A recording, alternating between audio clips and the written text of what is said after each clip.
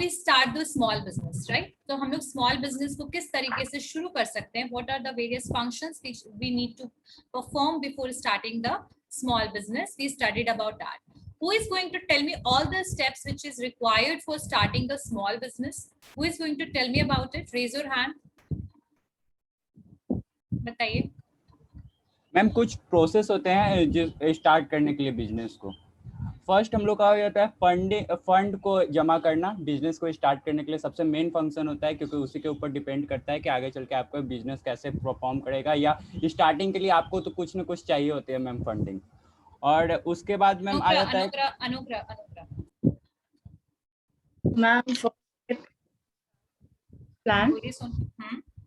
Write a business plan that is for long-term goals, strategic plan, ideas, market, and that include vision, mission, pricing strategy, marketing and advertisement objective. The second point is obtain startup capital and create a budget. Ma'am, in this we use saving, loan, third-party support, long time for loan, lend money, etc.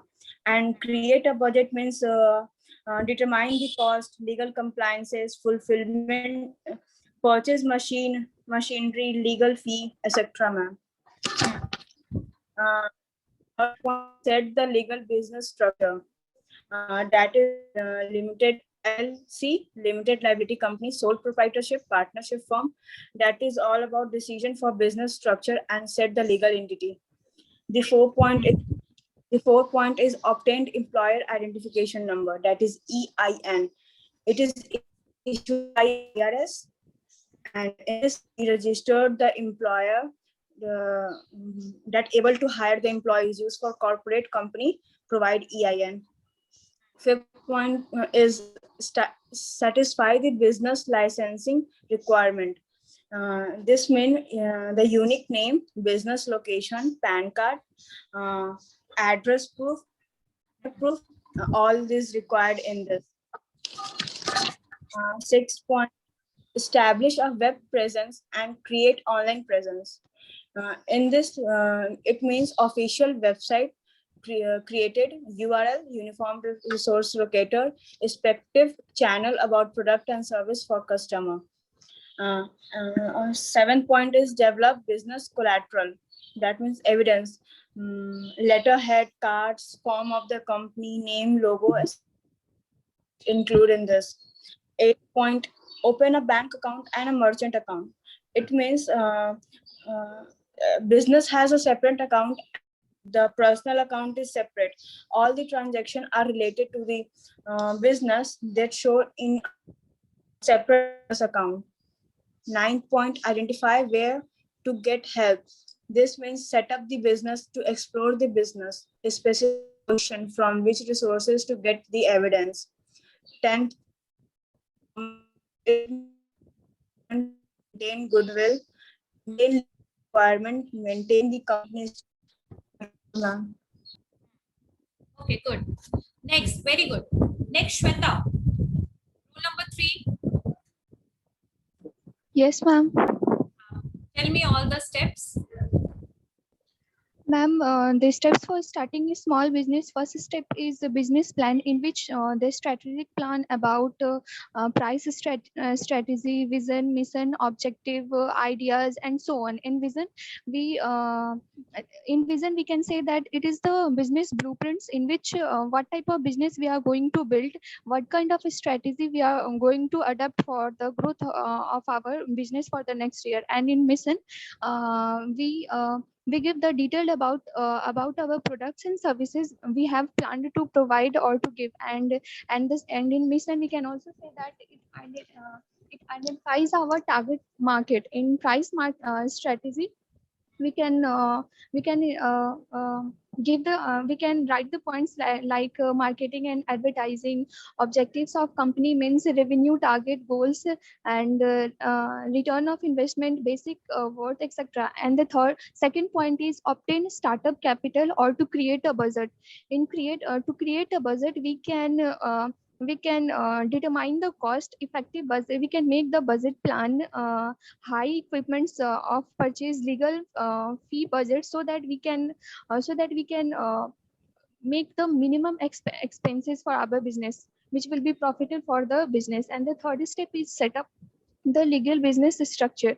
uh, Setting up the legal business structure means a separate entity which all the businesses have, and in this we can show our the houses, cars, so that we can take the advantages of tax benefits. In this we can also mention the types of business forms or structure, that is limited liability company, of sole proprietorship, partnership firm, joint Hindu family, and corporate society. And the fourth step is obtain EIN. EIN full form is employer identification number, in which it is issued by IRS, and it gives the issued number so that the employers can hire the liable employee, and they can give the benefits to their employees about the loans and services. Fifth point is satisfy the business licensing requirements. In this we can decide and give our business unique name, location, and company's address, so that we can take the licensing compliances packages to identify our typical requirements for our business. Sixth point is establish a web presence or to create an online performances.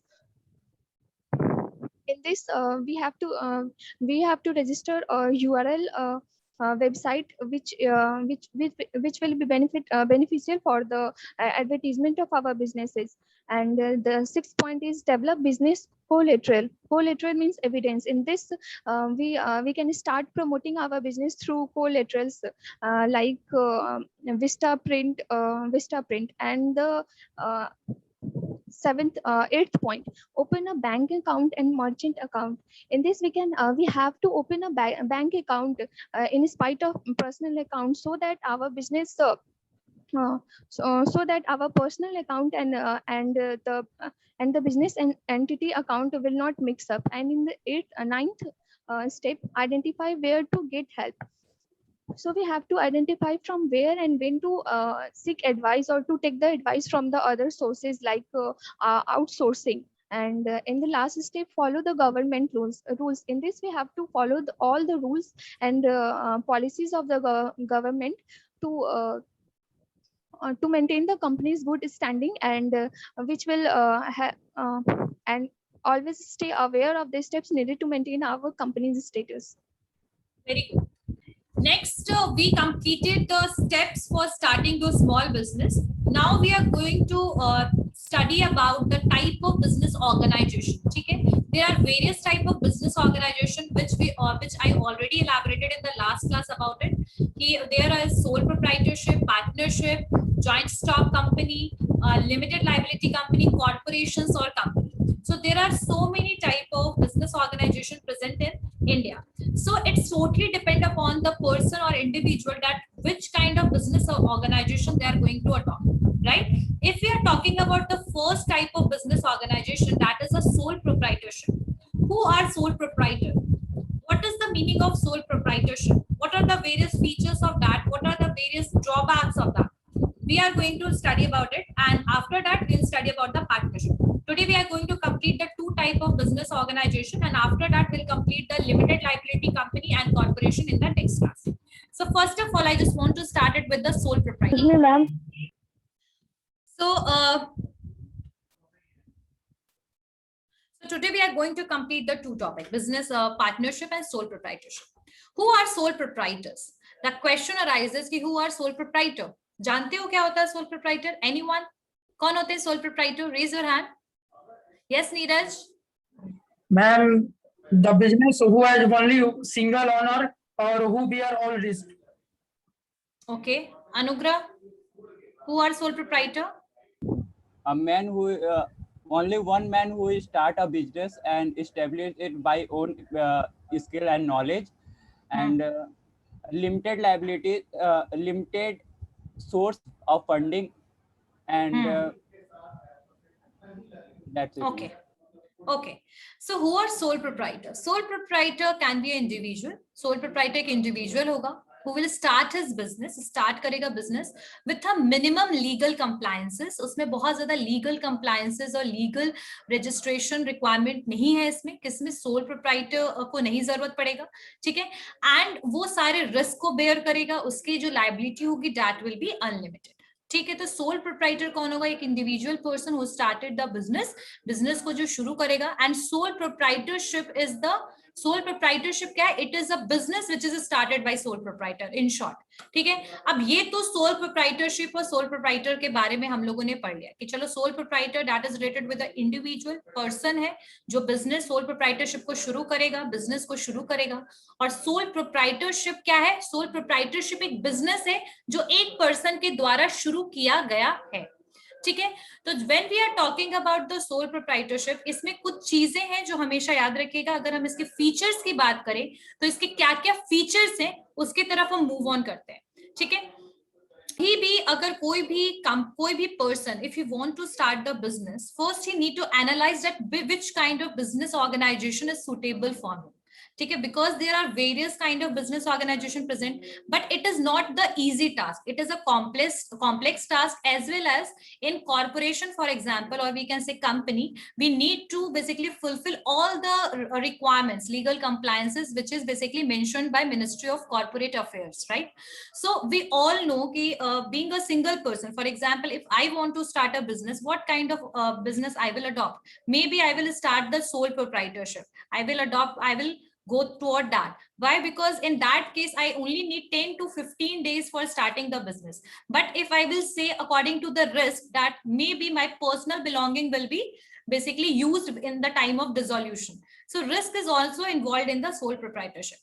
So every kind of business organization have their merit and demerit, but some basic things which we need to keep in our mind when we are basically choosing any business organization. What are those things which we just need to keep in our mind? That are first thing, that the business organization ka first point, what kind of factors we can use for choosing that. First one is easy of formation, यानी formation क्या होना चाहिए? Easy होना चाहिए. ठीक है, जो भी बेटर होगा, जो भी बिजनेस ऑर्गेनाइजेशन हमारे लिए इजी होगा, जिसको हम शुरू कर सकते हैं, तो वो सबसे पहले अडॉप्ट किया जा सकता है. तो easy of formation can be one of the factor for choosing the type of business organisation. सबको क्लियर हो रहा है? सबको आवाज मेरी क्लियर आ रही है? Second point, what are the factors में मैं लिखा रही हूँ कि बिजनेस ऑर्गेनाइजेशन जो होना चाहिए वो हमारे हिसाब से बेस्ट होना चाहिए, हमें लॉन्ग टर्म में रिटर्न मिले, इजी टू स्टार्ट हो. तो ये सारे फैक्टर्स आप एक एक करके लिखते जाइए. तो फर्स्ट जो है आइडियल, मतलब आइडियल फॉर्म ऑफ ऑर्गेनाइजेशन का फर्स्ट पॉइंट लिखिए, या फिर ये भी लिख सकते हैं factors to start the organisation. दोनों में ये सारे पॉइंट्स एप्लीकेबल हैं. Either you can write the ideal form of organisation or factors for starting the business organization. Both topic the answer will be same. The first point is easy of formation, जिसको मैंने आप लोगों को बता दिया. Easy of formation की बात की जाए तो सबसे इजी है सोल प्रोप्राइटरशिप, सबसे ज्यादा इजी, बिकॉज इसमें आपको ना ही लीगल फॉर्मेलिटीज, लीगल रिक्वायरमेंट की जरूरत है, ना ही एक्सेसिव फंड की और कैपिटल की जरूरत पड़ेगी. ठीक है, आपको इवन लोकेशन भी कई बार आप अपने आसपास और नियर बाय देख सकते हैं, कन्वीनियंस भी आपके लिए रहेगा. ये आपकी इजी ऑफ फॉर्मेशन के हिसाब से देखा जाए तो सबसे बेस्ट आपके लिए दो ही ऑप्शन होगा, that is sole proprietorship and partnership. ठीक है, sole proprietor and partnership will be the best option if we are consider the easy of formation factor. The second point क्या होगा? Easy of raising capital. Easy of raising capital या ease of raising capital कहते हैं, EASE, ease of raising capital. ठीक है, सो अगर raising capital की बात करें, यानी कि if we are starting any kind of business, either that is sole proprietorship, partnership and corporations, we required initial amount to invest in that, right? Because अगर हमारे पास initial investment भी नहीं है, we cannot start any kind of functions in the business. So for the preliminary amount, initial amount or the capital investment, we just need to raise the fund. In the case of sole proprietorship, जहां पर अगर हम sole proprietorship या partnership की बात करें, not exactly partnership में भी आपके 2-3 पर्सन होते हैं, एक से ज्यादा लोग होते हैं, कैपिटल जो होता है वो अलग अलग पर्सन, अलग अलग पार्टनर अलग अलग लेकर आते हैं, तो वहां तो चलो फंड अराइज में उतनी दिक्कत नहीं है, बट सोल प्रोप्राइटरशिप में आपको फंड को अराइज करने में थोड़ी मुश्किल हो सकती है. The reason behind it is कि या तो आपके पास ना ही आप शेयर के थ्रू फंड रेज कर सकते हो जैसे कंपनीज करती हैं। आप पूरा का पूरा डिपेंडेंट होंगे अपने पर्सनल सेविंग्स पे और बैंक पे, यानी बैंक के लोन पे, और कई बार फॉर्मल बैंक लोन भी नहीं मिल पाता है, राइट। तो सोल प्रोप्राइटर्स को comparatively to companies and partnership, उनको फॉर्मेशन या कैपिटल को रेज करने में दिक्कत या प्रॉब्लम आती है, ठीक है, comparatively to other type of business organisation. Clear हो गया सेकेंड पॉइंट भी? ease of raising capital is cleared? समझ में आया सबको? नेक्स्ट पॉइंट ये सारे आगे। So the first point, ease of formation. Second point, ease of raising capital. The third point जो है, third point is flexibility of operation. Third point is flexibility of operation. If we'll think about the corporations of our company, it is very much difficult to be flexible, right? But in the case of sole proprietor and partnership, the flexibility is better as comparison to the other type of business formation, business organization, right? Like flexibility and operations की अगर हम बात करें तो entrepreneur can easily adapt whatever is going on and what kind of customers preferences, they will change themselves easily, right? They can change the operation as well, because they are not basically running a large scale, or they are not running a large scale business, but maybe they are running a small scale business. So in that case, they can easily change their operation. They can adopt the new things, new technology.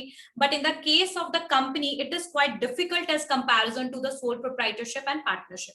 So third factor is flexibility of operation. Flexibility of operation. The fourth factor is, abhi business organization hi karwa rahe. So the next point is continuity or stability. Continuity or stability. See, the sole proprietor is the sole person. एक अकेला मालिक है, ठीक है? In the case if he will die in the future, if he will become insane, और business will dissolve, यानी business या तो डूब जाएगा, profit नहीं हो रहा, business खत्म हो गया, या तो sole proprietor mental problem हो जाए उसे, या फिर बोल सकते हैं पागल हो जाए, या उसकी डेथ हो जाए। ऐसे केस में if that person have no legal heir, यानी कि उसके घर की फैमिली में कोई नहीं है जो उसकी फैमिली को देख सकता है, तो मे बी उनका जो बिजनेस है वो क्या हो जाए, बंद हो जाए। The same thing will be happen in the partnership as well.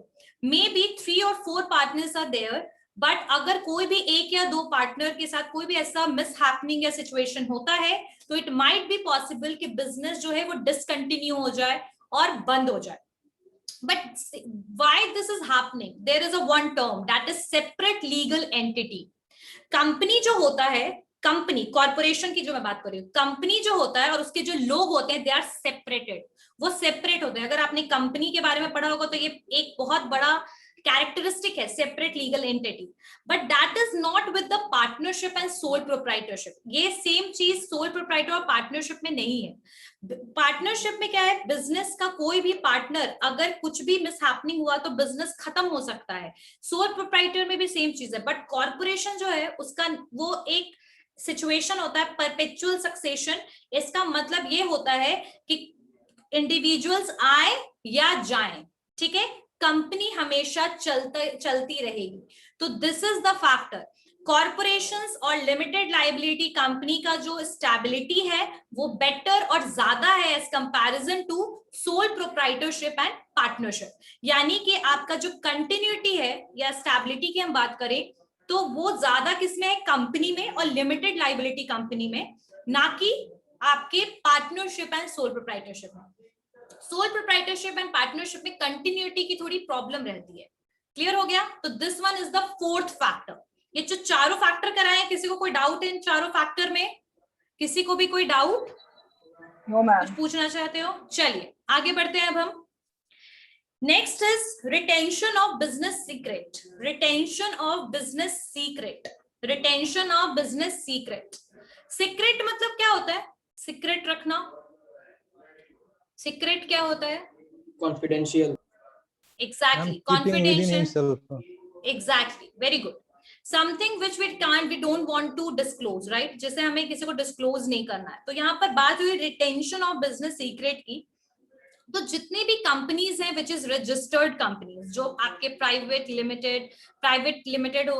Companies हो गए, लिमिटेड कंपनीज हैं, ठीक है, प्राइवेट लिमिटेड कंपनीज, ये जितनी भी कंपनीज होती हैं इनकी एक रेगुलेशन, इनको गवर्नमेंट का क्या फॉलो करना पड़ता है कि आपको हर फाइनेंशियल ईयर में, in every financial year you need to disclose your financial statement. What is the meaning of financial statement? That is your asset, liability, your income and everything.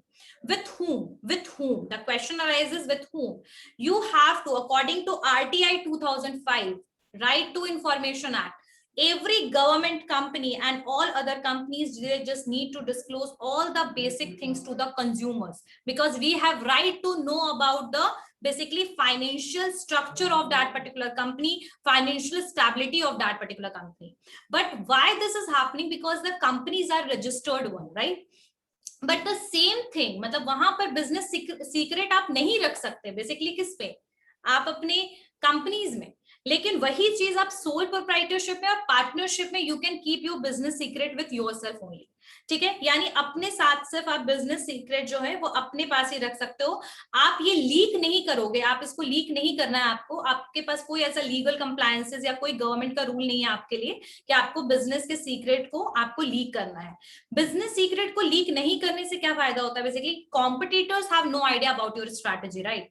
तो यहाँ पर अगर मैं बोलूं तो यहाँ पर sole proprietorship and partnership is the better option as comparison to the company, right? तो ये आपका नेक्स्ट पॉइंट हो गया, that is retention of business secret. तो ये सारे फैक्टर्स मैं बता रही हूँ, I am telling all the factors which is required basically that which business organisation is suitable for you. Next one lighter tax liability या टैक्स लाइबिलिटी की बात करें. अगर हम टैक्स लाइबिलिटी की अगर हम बात करें, so in company the tax liability जो है you need to fulfil that. The same thing is also happen in sole proprietorship and partnership as well. लेकिन यहाँ पर जो चीजें हैं कि बस ये है कि आपका जो बिजनेस ऑर्गेनाइजेशन चाहे कोई भी हो, you have to fulfill the tax liability. ठीक है, तो in all the business you just need to pay tax. ठीक है, तो ये सारे जो भी फैक्टर्स थे, और अगर हम एक और फैक्टर ले लें, that is about the ownership, control and management. So ownership, control and management is better, मतलब कह सकते हैं ओनरशिप जो है वो सोल प्रोप्राइटर में सबसे ज्यादा है. बाकी जो कंपनीज है वहां सुपीरियर सबऑर्डिनेट रिलेशनशिप है, वहां पर मैनेजमेंट ज्यादा, ऑर्गेनाइज ज्यादा है. तो we can say that the organisation, यहाँ पर सोल प्रोप्राइटर जो है, दे आर ही और शी विल बी ओनर हो सकता है. वो खुद ही सब चीज को मैनेज भी करेगा, सारे ऑपरेशंस भी खुद करेगा, कंट्रोल भी खुद करेगा, सोल प्रोप्राइटर्स. और पार्टनर्स जो होंगे वो मिलजुल के अपना जो 3-4 पार्टनर्स है वो करेंगे. नेक्स्ट जो कंपनी की बात करें तो कंपनी में हर एक वर्क के लिए डिफरेंट क्या है, एम्प्लॉइज, डिफरेंट पीपल. ठीक है, so every function is done by the different people according to their qualification and skill. Clear है? अगर कोई मार्केटिंग का पर्सन है तो उसको मार्केटिंग का ही काम दिया जाएगा, because he is only experience in that. So जहां सोल प्रोप्राइटर सारे मैनेजमेंट फंक्शंस, कंट्रोलिंग जैसे एंटरप्रेन्योर्स करते हैं, है ना, एंटरप्रेन्योर्स क्या है, वो भी यही सेम चीज करते हैं. वैसे ही सोल प्रोप्राइटर जो है वो भी बेसिकली क्या करेगा, सारी चीजों को खुद मैनेज करेगा. But in the case of company the people जो है, पीपल के विद इन जो है वर्क और उनकी क्वालिफिकेशन और उनकी एबिलिटी, एक्सपीरियंस के अकॉर्डिंग उनको काम दिया जाएगा. तो ये है आपका relationship between ownership, control, management. तो यहाँ पर बेसिकली आपका ये सारा चीज सोल प्रोप्राइटर और पार्टनरशिप खुद संभालते हैं. अब कंपनी में they are basically hiring the employees. तो कौन सा बिजनेस ऑर्गेनाइजेशन सुटेबल है, ये तो हुए सारे फंक्शंस के अकॉर्डिंग, कि functions and different scenario. Other कुछ और भी बेसिक एक्सटर्नल फैक्टर्स हैं जो बिजनेस के डिसीजन को इफेक्ट करते हैं, बिजनेस ऑर्गेनाइजेशन को. वो क्या क्या चीजें हैं कि आप कौन सा टाइप का बिजनेस शुरू करना चाहते हो, ट्रेडिंग करना चाहते हो, मैन्युफैक्चरिंग करना चाहते हो, सर्विस में जाना चाहते हो, कौन टाइप का बिजनेस आप शुरू करना चाहते हो. तो ये आप मतलब किस तरीके से एनालाइज करोगे, आपका इंटरेस्ट क्या है, आपका एरिया कौन सा है, राइट? तो पहला तो ये हो गया. सेकेंड इज लाइक कि व्हाट काइंड, मतलब आपका जो वॉल्यूम होगा बिजनेस का, यानी आप प्रोडक्शन कितना ज्यादा करना चाहते हो. ठीक है, तो इस पे भी डिपेंड करता है, ये भी एक फैक्टर हुआ बिजनेस ऑर्गेनाइजेशन के लिए. जैसे आप स्मॉल स्केल में जाना चाहते हो, बहुत कम आपके पास अमाउंट है, ठीक है, मान लीजिए आपके पास 2 ही लाख इन्वेस्टमेंट करने के, तो आप सोल प्रोप्राइटरशिप में जा सकते हो, छोटा मोटा कोई business you can start. Next is your आपका फाइनेंस या फिर फाइनेंशियल सिचुएशन क्या है, financial condition is also basically required. फिर आप क्या लाइफ स्पैन चाहते हो अपने बिजनेस का, एक्सपेक्टेड लाइफ स्पैन कितना है चाहते हो, ठीक है। उसके बाद आपका टैक्स एडवांटेजेस वगैरह क्या है, आपका क्या चाहते हो टैक्स एडवांटेजेस, और डिग्री ऑफ गवर्नमेंट रेगुलेशंस से और फ्रीडम, मतलब बोल सकते हैं ना डिग्री ऑफ गवर्नमेंट रेगुलेशन, यानी कितना गवर्नमेंट रेगुलेशंस को फॉलो करना चाहते हो। In the case of company you just need to follow the all the requirements, legal requirement. But वही अगर हम बात करें किसकी, अगर हम सोल प्रोप्राइटरशिप और पार्टनरशिप की बात करें तो उसमें कंपैरेटिवली काफी क्या है, कम है आपके क्या चीज, लीगल कंप्लायंसेस। तो यहाँ पर कुछ और भी बेसिकली फैक्टर्स हैं। आप लोगों ने लिख लिया जितनी भी मैंने पॉइंट्स बताए, सब लोगों ने लिखा है सारे पॉइंट्स, सब लोगों ने लिख लिया पॉइंट सारे, ओके ओके। चलिए अब हम आगे बढ़ते हैं। सो हम सोल प्रोप्राइटरशिप पे थे, जो है उसके फाइनेंशियल स्टेटस वगैरह, फाइनेंशियल स्टेटमेंट वगैरह, सीक्रेट्स वगैरह ये सब नहीं, मतलब डिस्क्लोज करने की जरूरत नहीं है। बट जो कंपनीज होती हैं जो रजिस्टर्ड है by MCA, ministry of corporate affairs के अंडर में जो भी रजिस्टर्ड कंपनीज हैं, उनको अपने फाइनेंशियल स्टेटमेंट्स, अपने बिजनेस के बारे में उनको क्या करना पड़ता है, डिस्क्लोज करना पड़ता है। तो अगर सिर्फ रिटेंशन की अगर हम बात करें तो sole proprietorship and partnership is the best example to start the business. यानी कि बिजनेस स्ट्रक्चर अगर हम रिटेंशन चाहते हैं और कॉम्पिटिटर्स से बेनिफिट चाहते हैं कि कॉम्पिटिटर्स को पता ना लगे हमारी स्ट्रैटेजी के बारे में, सो partnership and sole proprietorship is the best thing. Clear हो गया बेटा हर्ष? Yes ma'am. चलिए आगे अब हम बढ़ते हैं। किसी को असाइनमेंट में कोई दिक्कत? शुरू करते हैं अब हम। सो सोल प्रोप्राइटरशिप की अगर हम बात करें तो सोल प्रोप्राइटरशिप की कुछ कैरेक्टरिस्टिक्स है, you just only need to write the point, सारे से पॉइंट्स लिख लीजिए, ठीक है। और एक और चीज की क्वेश्चंस जो है, okay so the first point is that one man control. The sole proprietor जो है उसका पहला अगर हम कैरेक्टरिस्टिक देखें तो that is one man control, यानी दैट बिजनेस या ये इस टाइप का जो ओनरशिप या ऑर्गेनाइजेशन है, यहाँ पर जो पर्सन है वो खुद ही मैनेजर होगा, कंट्रोलर होगा, फाइनेंसियर होगा, ठीक है, फाइनेंस सारी चीजें ये खुद ही करेगा, कैरी खुद ही करेगा बिजनेस लाइक एन एंटरप्रेन्योर, ठीक है। बट एक क्वेश्चन अराइज होता है दिमाग में कि what is the difference between entrepreneur और एंड सोल प्रोप्राइटर, दिमाग में आएगा क्वेश्चन? तो क्वेश्चन का ये जो आंसर है कि जो एंटरप्रेन्योर्स होते हैं बेसिकली वो सोल प्रोप्राइटरशिप बिजनेस ऑर्गेनाइजेशन को अडॉप्ट कर सकते हैं। यानी एंटरप्रेन्योर जो क्या है वो एक नए आइडिया के साथ जब कोई बिजनेस को शुरू कर सकते हैं, बिजनेस में कंपनी भी, बिजनेस में जो है वो आप कोई भी कंपनी भी स्टार्ट कर सकते हो, कोई छोटा मोटा बिजनेस भी शुरू करते हो, सोल प्रोप्राइटर भी बन सकते हो। यानी एंटरप्रेन्योर्स जो है वो बेसिकली एक क्रिएटिव पर्सन होगा जो किसी भी तरीके के बिजनेस ऑर्गेनाइजेशन को अडॉप्ट कर सकता है, ठीक है। And entrepreneurship is the outcome because he used his idea, creativity, ability, new thing, innovation, methods change करना, सो दे आर एंटरप्रेन्योर्स। जब हम सोल प्रोप्राइटर्स की बात करें तो एग्जाम्पल के लिए मैं कुछ बात बताना चाहूंगा। तो क्लियर हो गया, one man control. The second point is unlimited liability. जैसे मान लीजिए रोशन है, ठीक है, ही स्टार्टेड वन बिजनेस, किसी भी चीज का इसने बिजनेस शुरू किया, ठीक है। अब ये जो पर्सन है ही इज अ सोल प्रोप्राइटर। अब कल को for example, I am just taking it as a example, कि कल को, या फिर छोड़ो रोशन रहने तो मैं ही स्टार्ट किया, मैंने स्टार्ट किया बिजनेस, ठीक है, मैंने बिजनेस शुरू किया, मैंने सब कुछ बिजनेस को कंट्रोल करना, सब कुछ फाइनेंस वगैरह करना, सब कुछ मैंने कर लिया। Now if my business will be dissolve, शायद हो सकता है मेरी बिजनेस डिसॉल्व हो जाए, खत्म हो जाए for any of the reason, ठीक है, यानी किसी भी रीजन, डेथ, इंसॉल्वेंसी और ये इंसैनिटी। ऐसे केस में जो अगर मेरा बिजनेस डिसॉल्व होता है, खत्म होता है, तो हो सकता है कि अगर मैंने कहीं से लोन लिया हुआ हो या फिर मैं क्रेडिट पे काम कर रही हूँ, मेरे सारे जो भी मेरे पर्सनल बिलोंगिंग्स थे, जैसे मेरी प्रॉपर्टी, मेरा जो भी मेरे पास कैश होगा, जो मेरा प्रॉपर्टी होगा, जो मेरे कार, यानी जो भी मेरी पर्सनल बिलोंगिंग्स है, यानी मेरी प्रॉपर्टीज हैं, वो भी चली जाएंगी मेरे बिजनेस के अमाउंट को देने में। यानी अनलिमिटेड लाइबिलिटी इज समथिंग जहां पर मेरी जो मेरा पर्सनल बिलोंगिंग्स है, that is also used in the case of dissolution of business, तो इसको कहते हैं अनलिमिटेड लाइबिलिटी। तो this one is the second characteristic of sole proprietorship, right? Okay, so unlimited liability in this, the personal property of the owner can be used or sold if the payment is dues, payment अगर due है bank का या किसी creditor या raw material supplier का या किसी का भी अगर आपके पास पैसा ड्यू है, इन the case of dissolution your personal property will be used. तो इसको कहेंगे हम बेसिकली क्या होगा, ये unlimited liability. So this one is the second characteristic of sole proprietorship. Next one is undivided risk. Undivided risk. Undivided risk. Undivided risk. Undivided risk का मतलब क्या है कि because a person is single, all kind of risk he need to carry, he or she need to carry. ठीक है, सिर्फ वही carry करेगा। जैसे मैं अगर सोल प्रोप्राइटर हूँ, सारी चीज मैं कैरी करूँ, but I will also enjoy the profit. यानी कि मैं सिंगल पर्सन हूं, अगर मुझे प्रॉफिट मिल रहा है तो मैं ही उसको एंजॉय करूंगी, लॉस हो रहा है तो मैं ही उसको फुलफिल करूंगी, लॉस को भी मैं ही कंपनसेट करूंगी, प्रॉफिट्स भी मैं ही बेसिकली एंजॉय करूंगी। तो यहाँ पर जो आपका रिस्क है that is undivided, but in the case of partnership the risk is divided because there are more than one person, right, in partnership.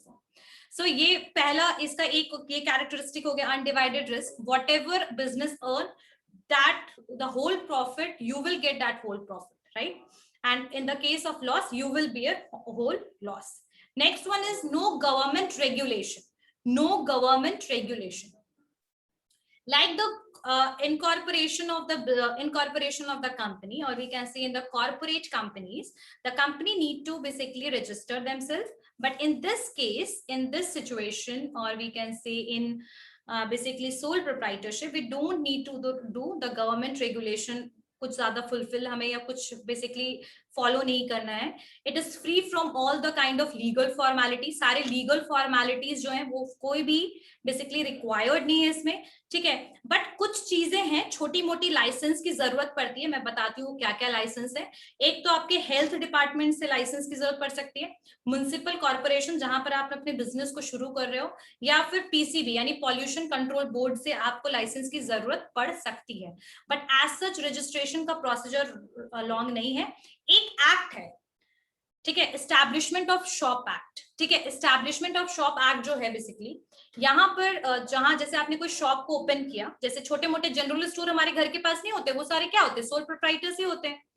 तो उनको एक ये जो है शॉप एक्ट के थ्रू अपने आप को रजिस्टर कराना पड़ता है, और उसके लिए इनको कुछ ज्यादा चीजों की जरूरत नहीं पड़ती है। जैसे आधार कार्ड दे दिया, पैन कार्ड, एक एड्रेस प्रूफ दे दिया बस, और एक अपनी फोटोग्राफ दे दी, खत्म। और जैसे जीएसटी का भी एक रेगुलेशन है कि जैसे अगर आपका गुड्स एंड सेल्स टैक्स जो 2017 में जिसको इंट्रोड्यूस किया गया था जुलाई में, उसके बाद से सब लोगों को जीएसटी बेसिकली टैक्स देना पड़ता है। बट अगर आपका टर्नओवर, यानी अगर आप एक सोल प्रोप्राइटर हो और अगर आपका टर्नओवर जो है पूरे साल का 20 लाख से ऊपर नहीं है, यानी इन द केस 20 लाख से ऊपर अगर आपका नहीं है, तो उस केस में आपको जीएसटी में भी रजिस्ट्रेशन कराने की जरूरत नहीं है, यानी आपको जीएसटी का टैक्स भरने की जरूरत नहीं है। तो जितने भी आसपास के छोटे मोटे आपको शॉपकीपर्स दिखेंगे, ज्यादातर वो जीएसटी अमाउंट फिल नहीं करते, नहीं प्रोवाइड करते, यानी नहीं पे करते। यानी उनको आईटीआर जो है इनकम टैक्स रिटर्न, और जो आपके जीएसटी के जो भी हैं जीएसटी रिटर्न के लिए अलग से फॉर्म्स हैं, उनको ये देने की जरूरत नहीं पड़ती। इनकम टैक्स देने की जरूरत पड़ती है, लेकिन ये जीएसटी के लिए कुछ भी जरूरत नहीं पड़ती है। नेक्स्ट पॉइंट, आगे बढ़ते हैं सोल प्रोप्राइटरशिप की तरफ। और next is no government regulation need to follow. उसके बाद आएगा no separate entity of the firm, no separate entity of the firm. So no separate entity is required, no separate entity is there in the, जैसे company अलग अलग होते हैं, ये कोई सेपरेट लीगल एंटिटी इनका नहीं है। बिजनेस, जो बिजनेस है और बिजनेसमैन है वो सेम है। बिजनेस में कोई घपला होगा, बिजनेसमैन पकड़ाएगा। कंपनी में कोई घपला होता है, उसके एम्प्लॉय लायबल नहीं होता है। पता है ये चीज, पता है ना ये चीज। एक केस आया था सेपरेट लीगल एंटिटी का। खैर, बेसिकली सोल प्रोप्राइटरशिप में आपकी जो बिजनेस है और बिजनेसमैन जो है वो दोनों सेम है। बिजनेस में प्रॉब्लम, बिजनेसमैन को प्रॉब्लम, बिजनेसमैन को प्रॉब्लम, बिजनेस में प्रॉब्लम। क्लियर आ गया, क्लियर हो गया ये। उसके बाद इसमें सारी एसेट लायबिलिटी सब कुछ जो फर्म की है वो बिजनेसमैन की है, बिजनेसमैन की है जो फर्म की है। तो same thing is in this point even, no separate entity of the firm. Single ownership, single person owner होगा। What are the merits of, अगर इतने सारे कैरेक्टरिस्टिक्स हमने जो करे, किसी को कोई डाउट है इन कैरेक्टरिस्टिक्स में, कुछ पूछना है? So what are the various merits? अगर मेरिट्स की बात करें सोल प्रोप्राइटरशिप की क्या क्या मेरिट्स हैं, तो इजी ऑफ फॉर्मेशन, बहुत जल्दी फॉर्म हो सकता है, 10 से 15 दिन चाहिए हार्डली। अगर शॉप एंड एस्टैब्लिशमेंट एक्ट जो म्युनिसिपल कॉर्पोरेशन के थ्रू मिलता भी है, वो भी with in 7 days you will get. जो भी चीजें हैं वो 10 से 15 दिन में you can start the business. But in the case of company, when we are basically company शुरू करते हैं, तो उसमें आपको उसका नाम रजिस्टर करना पड़ता है। उसके बाद फिर एक एमसीए में ना एक फॉर्म आता है, ministry of corporate affairs. You just need to fill that form for starting the business because अब सब कुछ ऑनलाइन हो गया है। देन वो रजिस्ट्रार के पास जाएगा, एड्रेस प्रूफ, आपका नाम, सब कुछ। 1 महीने तो आपको नाम को रजिस्टर करवाने में लगेगा कंपनी का, and after that incorporation certificate मिलेगा, then you can start the business. So we can say that in the business या in the company we just need to basically invest long time for that, right? So यहाँ पर sole proprietorship में सबसे पहला point easy to start. Second one is quick decision making, because यहाँ पर कोई hierarchy नहीं है। Superior, subordinate, supervisors, top level, middle level, lower level, last finally floor manager, ये कुछ ऐसा सिनेरियो नहीं होता है आपके सोल प्रोप्राइटरशिप में। So if any kind of decision need to take in within the basically sole proprietorship, तब solely जो एक सिंगल पर्सन जो मालिक है वही सारे डिसीजंस को लेगा। समझ में आई बात? यानी कि यहाँ पर डिसीजन जो है वो तुरंत से ले लिया जाएगा, ना कि एक प्रोसीजर के थ्रू सुपीरियर से मतलब सबऑर्डिनेट से पहले वो फर्स्ट लेवल, सेकंड लेवल, इस तरीके से पास ऑन नहीं होगा। यहाँ पर जो डिसीजन होगा वो फटाफट ले लेंगे, ठीक है? नेक्स्ट, और यहाँ पर किसी से कंसल्ट करने की जरूरत नहीं है, but in the case of the companies we just need to consult with the board of directors, CEO, right? But in this case, in the sole proprietorship, we don't need to basically consult with anyone, but we can take the decision solely, right? Next question, secrecy. Obviously secrecy आप maintain कर सकते हैं, one man control है, यहाँ पर कोई भी आपको जरूरत नहीं है कि business के सारे चीजों को आप बाहर जाके disclose करो, you can keep your secret with yourself. Next, direct motivation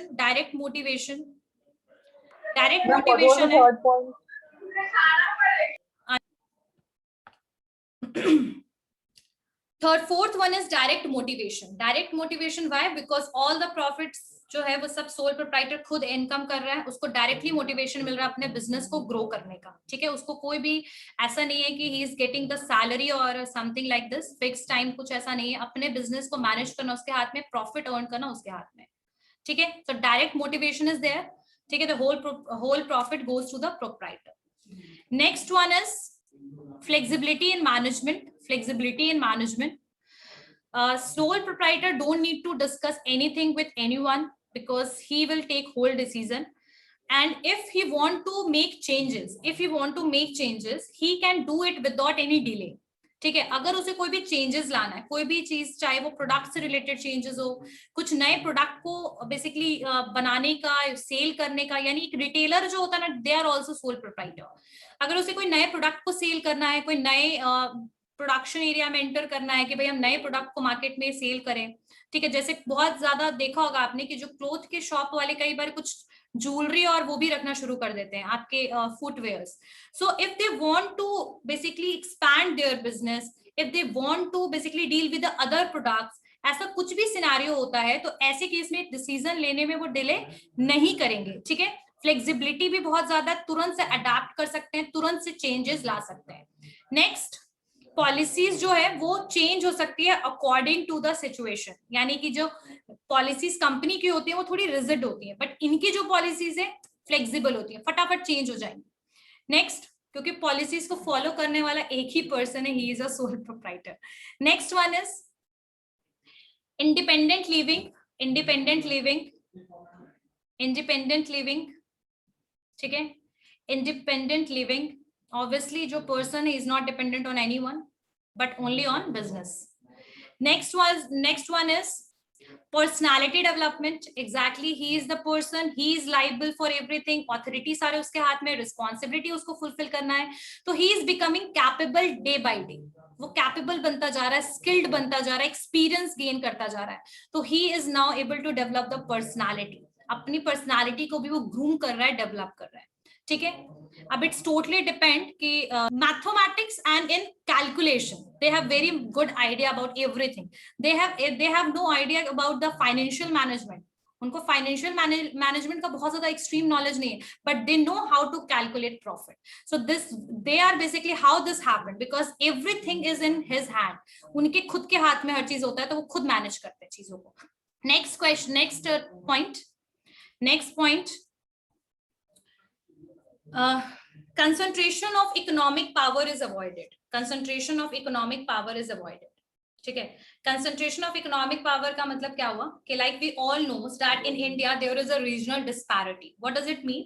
That the every area is not developed as the other areas. For example के लिए we just take the example of two areas. For example अगर हम देखें बिहार को ले लें, and if we'll take the Kerala, the both states are very much different, right? True or not? है ना. The resources, the availability of resources, the availability of the skilled people, human resources, हर एक चीज जो है वो क्या है, differ करता है अलग अलग एरियाज में. ये क्यों है? Why this is happening? Because जो हमारा इकोनॉमी है, जो हमारी अर्निंग की कैपेसिटी है, वो कहीं ना कहीं बहुत एक या दो या चार एरियाज में क्या है, कंसंट्रेटेड है. तो कहीं अगर आप सोल प्रोप्राइटर बनते हैं तो आप क्या कर रहे हैं, इकोनॉमिक सिचुएशन को चेंज कर रहे हैं उस पर्टिकुलर एरिया में. अब आप क्या कीजिएगा, आप एक इकोनॉमिक में आपका भी एक पार्टिसिपेशन हो जाएगा. जितने ज्यादा से ज्यादा लोग प्रोडक्ट मैन्युफैक्चरिंग में, प्रोडक्ट सेलिंग में इन्वॉल्व होंगे, उतना ज्यादा जो इकोनॉमिक कंसंट्रेशन कुछ एरियाज में है वो क्या होगा, डिस्पर्स होगा, यानी स्प्रेड होगा, बदलेगा. ठीक है, चेंज होगा. आई बात समझ में? क्लियर हो गया सबको कि कहीं ना कहीं जो इकोनॉमिक कंसंट्रेशन एक दो एरियाज में, अगर मान लीजिए एग्जांपल के लिए बिहार में अगर इंडस्ट्री शुरू होता है, तो what do you think the economic situation of Bihar will be developed और not? It will develop, right? अगर हम एग्जांपल लें कि अगर इंडस्ट्री शुरू होगा, यहाँ पर ज्यादा से ज्यादा ब्रांडेड शॉप्स, अभी आप देखो कि बहुत सारे ब्रांडेड शॉप्स हैं, बहुत सारे फूड चेन अवेलेबल हैं. So these all lead to the development of Bihar, Patna, right? तो इसीलिए जितने ज्यादा सोल प्रोप्राइटर होंगे, जितनी ज्यादा बिजनेसेस शुरू होंगी, जितने ज्यादा एंटरप्रेन्योर्स होंगे, उतना ज्यादा इकोनॉमिक कंसंट्रेशन क्या होगा, स्प्रेड होगा, डिस्पर्स होगा. ये जो एक जगह पे जमा है वो अलग अलग क्या होंगे, बटेंगे. ठीक है, डिवाइड होंगे. सो ये आपके थे सारे बेनिफिट्स किसके, सोल प्रोप्राइटर्स के. लेकिन इसके कुछ डीमेरिट्स भी हैं. कोई मुझे बताना चाहेगा कि what are the various demerits of sole proprietorship? Raise your hand. कोई बताना चाहेगा मुझे? Yes Sonam. Ma'am unlimited liability. Okay, ठीक है. अब बाकी मिहिर बताएगा. Good Sonam. Yes Mihir. Risk, continuity and stability नहीं होगा मैम. और उसके बाद difficulty in raising capital and ये मैम हो गया. गुड. तो ये सारे पॉइंट्स लगभग ठीक है. Unlimited liability is the demerit. ठीक है. फाइनेंस जो होगा उसके सोर्सेस आपके पास बहुत ज्यादा लिमिटेड होंगे. आपका ग्रोथ का जो स्कोप होगा वो लिमिट हो सकता है. Uncertainty of duration, it means there is no perpetual succession. Perpetual succession यानी कि वो हमेशा बिजनेस चलता रहे, ये जरूरी नहीं है. No perpetual succession is there. उसके अलावा आपका एक और चीज है, लिमिटेड मैनेजरियल स्किल, यानी कि जो एबिलिटी है वो एक पर्सन की ही सारी यूज होगी आपके बिजनेस में. यानी अगर मैंने बिजनेस शुरू किया तो सिर्फ और सिर्फ मेरे पास जो मेरी कैपेबिलिटी होगी ना, वही मेरे बिजनेस में दिखेगा. समझ में आई बात? यहाँ पर बहुत सारे लोगों का माइंड नहीं मिलेगा, क्योंकि मैं एक सिंगल पर्सन हूँ, मैं सोल प्रोप्राइटर हूँ. सारी की सारी managerial skill, controlling, financing, everything is under my hand. ठीक है, सब मेरे हाथ में. I will control everything. तो in that case there is a limited managerial skill. ठीक है, तो यानी कि यहाँ पर के जो ऑपरेशंस होंगे वो एक सिंगल पर्सन के बेसिस पे सारे होंगे. तो these are the basically exactly. Very good. Okay, so these shift से क्या समझ में आता है? Doubt in secrecy. Statement. If you are not saying about your business strategy, you just need to keep all the things secret. In that case, maybe your competitor have no idea about your business in any way. So this is a kind of, we can say this is an advantage. It is not a disadvantage, right? But what if ma'am अगर किसी को लगे कि अगर वो financial statement अपना reveal नहीं करेंगे तो उनको कोई अगर फाइनेंशियल हेल्प चाहिए हो तो कहीं से ना मिल पाए? यस मैम, हम लोग का प्लान है कुछ लोग. So यहाँ पर the question arises, what is the meaning of partnership? As sole proprietor is a single person. In the case of partnership, there is a more than one person who is involved in the business activity. But the scenario of the sole proprietorship and partnership is kind of similar. but the only thing that the division of the profit, division of the losses, capital जो है आपका अलग अलग, basically अलग अलग लोग अलग अलग कैपिटल या अमाउंट लेकर आएंगे. सो द पार्टनरशिप क्या है, बेसिकली यहाँ पर 2 और 3, 2 या 2 से ज्यादा जो लोग हैं वो मिलकर के एक बेसिकली बिजनेस ऑर्गेनाइजेशन को अडॉप्ट करते हैं, यानी कि पार्टनरशिप बनाते हैं, एक बिजनेस एक्टिविटीज को रन करते हैं, बिजनेस एक्टिविटीज बेसिकली करते हैं वो. ठीक है, यहाँ पर 2 या 2 से ज्यादा लोग होंगे और ये एक अग्रीमेंट के थ्रू बेसिकली पार्टनरशिप करेंगे. अग्रीमेंट जो हो सकता है वो दोनों तरीके का हो सकता है, oral as well as written. What is the written? Written agreement कौन होता है? तो written agreement जो होगा आपका, that is known as partnership deed, DEED. ठीक है? So oral agreement is also there and written agreement is also between the partners. One more thing I just want to add on, that why it is required to use the written agreement, because in future it might be possible that the conflict will be arise between the partners. In that dispute or in that conflict case, how you will resolve it if you don't have any evidence. ठीक है, so what kind of things are written in partnership deed, ये भी हम लोग करेंगे. ठीक है, लेकिन अभी फिलहाल पढ़ते हैं कि पार्टनरशिप जो है बेसिकली क्या होता है. समझ में आ गया? पार्टनरशिप जहां 2 से 2 या 2 से ज्यादा लोग जो है मिलकर के बिजनेस एक्टिविटीज को बेसिकली क्या करते हैं, फंक्शन करते हैं, फुलफिल करते हैं, सारे बिजनेस एक्टिविटीज को करते हैं. फीचर्स की बात करें तो पहला ही फीचर इसका यही है, 2 या 2 से ज्यादा लोग, 2 और मोर पीपल. ठीक है, मैक्सिमम इसमें चीजें हैं जो ध्यान रखिएगा. जो पार्टनरशिप है उसमें जो मैक्सिमम है, पार्टनरशिप जो पूरा कंसेप्ट है, that comes under this particular act. ये देखिए क्या है, पार्टनरशिप एक्ट 1932. ठीक है, पार्टनरशिप एक्ट 1932 जो है ये कहता है कि मिनिमम जो पर्सन होने चाहिए वो 2 होने चाहिए पार्टनरशिप में, मैक्सिमम जो होने चाहिए 20 होने चाहिए किसी भी बिजनेस में. लेकिन बैंकिंग का अगर कोई भी बिजनेस है, यानी बैंकिंग से रिलेटेड है, तो उसमें सिर्फ 10 मैक्सिमम लोग होने चाहिए. It is according to partnership act 1932. ठीक है, तो 1932 ये कहता है मिनिमम 2 लोग, मैक्सिमम 20 लोग in different activities, but 10 people in banking. Clear हो गया? इट माइट बी पॉसिबल कि कुछ चेंजेस आया हो, क्योंकि मैंने तो ठीक है, तो 2 या 2 से ज्यादा लोग होंगे, 20 लोग सब बाकी एक्टिविटीज में, 10 बैंकिंग में.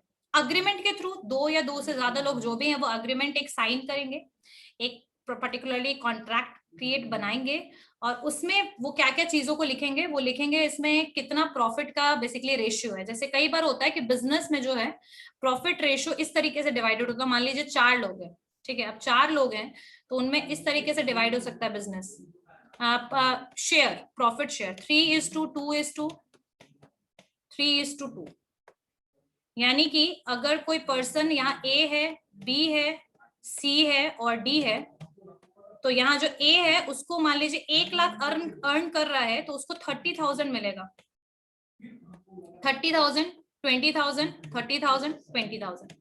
तो ये पॉसिबल है कि पार्टनरशिप में जो भी अग्रीमेंट होगा उसमें शेयर कितना मिलेगा प्रॉफिट का वो मेंशन होगा, पहली चीज. दूसरी चीज कि अगर ओरल अग्रीमेंट है और ऐसा शेयर की कुछ बात नहीं हो रही है, तो प्रॉफिट हमेशा इक्वल बटेगा सारे पार्टनर्स के बीच में. तो एग्रीमेंट जो होगा बेसिकली यहाँ पर शेयर ऑफ प्रॉफिट, स्टेटस और एक कॉन्ट्रैक्ट और एक एविडेंस रेडी किया जाएगा. ठीक है, और जो ओरल वाले होते हैं उसमें प्रॉब्लम होती है, जैसे उसमें शेयर इक्वल रहेगा और बाकी चीज कोई आगे चल के कोई एविडेंस नहीं रहेगा. Next is mutual agency. What does it mean? Mutual agency का मतलब क्या होता है? म्यूचुअल एजेंसी का मतलब होता है कि जो पार्टनरशिप होगा वो एक दूसरे, जो सारे पार्टनर्स होंगे ना, वो प्रिंसिपल और एजेंट दोनों की तरह काम करेंगे. यानी कि एक पर्सन दूसरे पर्सन के बिहाफ में भी काम कर सकता है. ठीक है, और अगर कोई भी एक पार्टनर कोई भी डिसीजन ले रहा है तो वो सारे पार्टनर से उसका कंसेंट लेगा, यानी कि सबकी रजामंदी होगी तभी कोई डिसीजन लिया जाएगा. म्यूचुअल एजेंसी का मतलब क्या होता है कि अगर कोई एक भी जो पर्सन कुछ भी ऐसा कुछ करे, ऐसा कोई डिसीजन ले, तो जो उसका कंसेंट नहीं है बाकियों का, तो ऐसे केस में डिस्प्यूट्स भी अराइज होगा. और यहाँ पर सबसे बेटर मतलब मैं बोलूं तो यहाँ पर यही है कि हर एक लोग एक दूसरे के साथ मिलकर कंसेंट के साथ कोई भी डिसीजन ले. कोई भी एक पर्सन, अगर 3 पर्सन मान लीजिए 4 पर्सन है, एक पर्सन कहीं चला गया, कुछ काम है, तो 3% जो है वो चौथा पर्सन के बिहाफ में भी काम कर सकता है, कहीं साइन करना हो या कुछ भी ऐसा कोई भी रिक्वायरमेंट हो, तो ऐसे केस में जो तीनों पर्सन है वो चौथे पर्सन के बिहाफ में भी काम कर सकता है। यानी हर पर्सन जो है प्रिंसिपल भी है और दूसरा पर्सन उस एजेंट भी है। तो ये होता है पार्टनरशिप में म्यूचुअल एजेंसी। दूसरा है utmost good faith. Utmost good faith का मतलब क्या है? Because you are running a business with 2-3 people. ऐसे केस में जो गुड फेथ यानी भरोसा होना चाहिए, ट्रस्ट होना चाहिए सबको एक दूसरे पे, ठीक है। अगर कोई भी ड्यूटी जो है बेटर तरीके से नहीं करेगा तो उसका इम्पैक्ट सीधे बाकी के पार्टनर्स और बिजनेस पे पड़ेगा, ठीक है। Next is unlimited liability. जैसे वहां पर था, यहाँ भी वही है, सब पार्टनर्स की पर्सनल प्रॉपर्टी भी चली जाएगी इन द केस ऑफ डिसोल्यूशन, ठीक है। Next is restriction on transfer of interest. Restriction on transfer of interest, इसका एक मैं चीज बताती हूँ क्या है ये। जैसे कि मैं यहाँ पर आप लोग को बता रही थी कि यहाँ पर सिनेरियो देखिए क्या है कि 3:2:3:2 है। अगर मान लो ए जो है वो चाह रहा है कि अपना रेशियो में से कुछ बी को ट्रांसफर करना, यानी कि अपना कोई इंटरेस्ट में से बी को ट्रांसफर करना, अपना जो उसका प्रॉफिट है वो बी को ट्रांसफर करना चाह रहा। तो ऐसे केस में जो बाकी सी और डी होगा, ठीक है, सी और डी होगा, वो उनसे बिना पूछे वो बी को ट्रांसफर नहीं कर सकता है अपना इंटरेस्ट। यानी कि if there is any partner is trying to give the any kind of interest to the other partner, the others partner यानी कि जो बाकी और भी पार्टनर है, यानी 2 या 3 और भी पार्टनर्स हैं, उनसे बिना कंसेंट के you can not transfer the interest, ठीक है। No partner can transfer his share in the partnership without the prior consent of all other partners. तो इसको हम कहते हैं restriction on transfer of interest.